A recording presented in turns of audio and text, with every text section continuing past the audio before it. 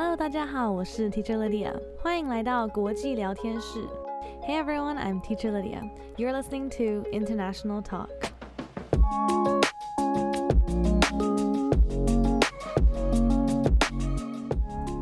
今天的来宾是 Phila， 他小时候在美国德州长大，也是我们第二集 Cindy 从小的好朋友哦。他在美国和台湾都待过蛮长的一段时间，所以他今天要来跟我们分享美国的生活到底是什么样子，还有告诉我们美国和台湾的一些很大的文化差异。Today's guest is my beautiful friend Phila. Phila was born and raised in Texas in the US, but has also spent many years in Taiwan. In today's interview, she's going to share with us what life is like for her in the US and also some differences between the culture in the US and Taiwan. So let's get started. Welcome, Phila. Thank you so much for being here today. Thank you for having me. So I want to start with what most people say is a simple question, but not always for us. Where are you from? So for me, I usually say I'm from Texas. In the States, I'm from Texas. That's okay. You're gonna say it again. Right. So I'm from Texas. I was born in Texas, grew up in Texas. And then when I was in middle school, my parents decided to move back to Taiwan. So for middle school and high school, I spent those years in Taiwan.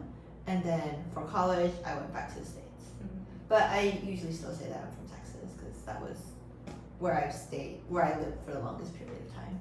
So you identify more as being American?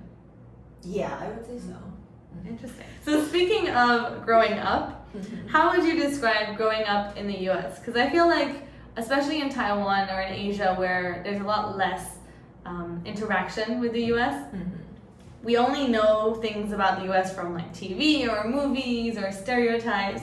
So how would you describe actually living there? So I grew up in Round Rock, which is a really suburban neighborhood. I get that like a lot of movies focus on like life in the city in the US, like maybe New York, LA. There are a few, I guess, settings set in like a suburban background, and it's pretty close. Like you have white picket fences, barbecues, family dinners, all of that stuff. I think my parents would host parties, nothing insane, but they would have friends over, and then the adults would talk and drink and have fun, and then the kids would just play with the other kids. So it really is like we see on TV where kids don't have too much homework and they can do sports and fun things. And our bedtime was 8 p.m. We were supposed to go to bed at 8. And then my mom was like, we'll let you go to sleep at 9. And then all my American classmates were shook. My parents were shook. They're like, what are you doing until 9? Like, that's so late. And then I came back for the summers and I tell my cousins, like, my bedtime is 9. They're like, mine is 11 or like 10. And they're like, what kind of like life are you living that allows you to sleep at 9? I was like, why are y'all not sleeping? Why is this? It's true though, like even the kids that I teach that are like 5 years old, they go to sleep at like 10. My cousins go to bed at 11 and they're like in 4th, 5th grade or something. Yeah.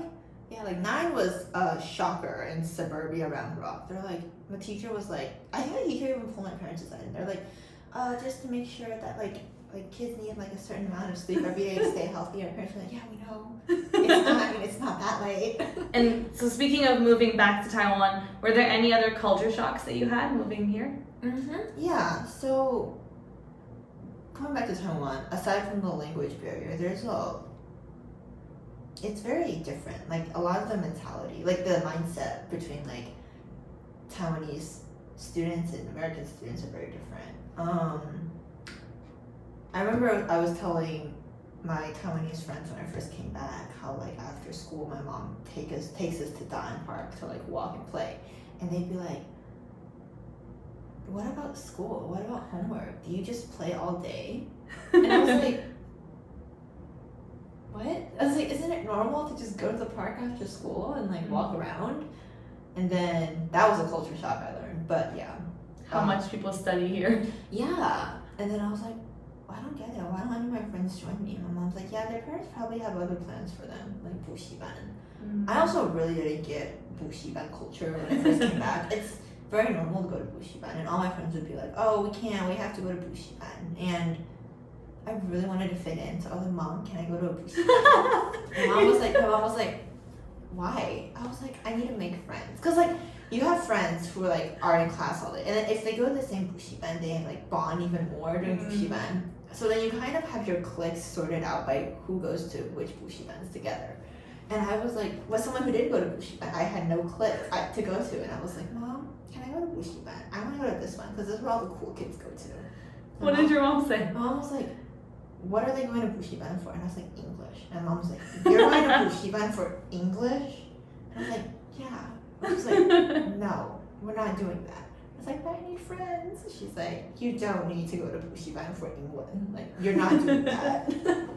It's so funny how most people hate going to 补习班. You're like, please send me. I was like, yeah, send me. I want to go make friends. But yeah, my mom was always like, you don't need 补习班. She was always very anti 补习班. If anything, I was the one that was very pro 补习班in my house. And then after Taiwan, you moved back to the US for college.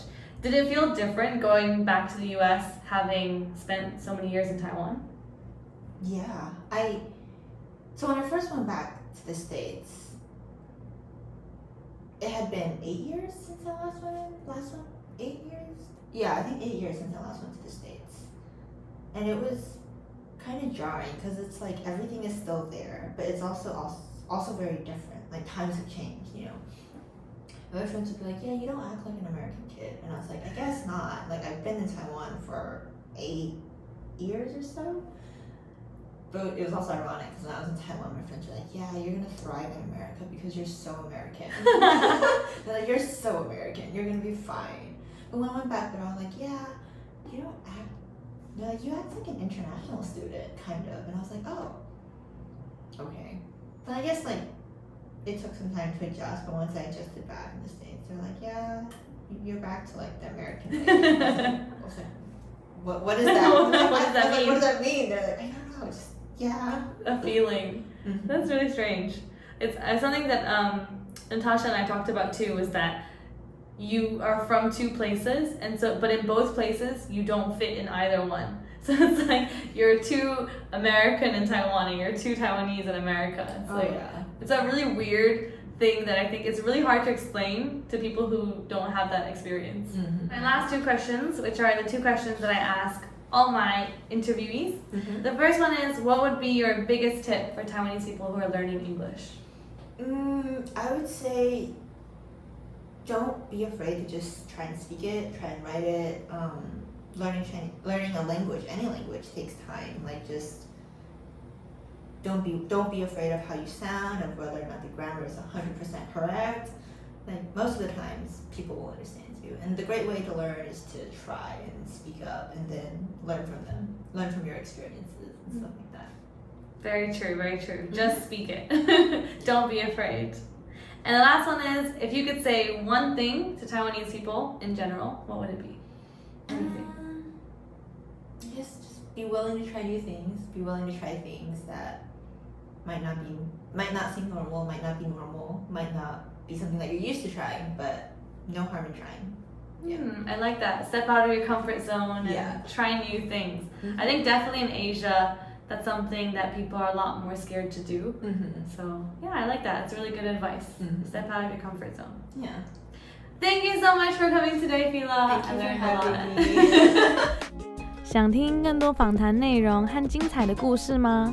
欢迎到 Spotify 或 Apple Podcast 等平台收听完整版的访谈内容，直接搜寻 Teacher Lydia 国际聊天室 International Talk 就能找到。也欢迎追踪我的 IG， 还有订阅这个平台。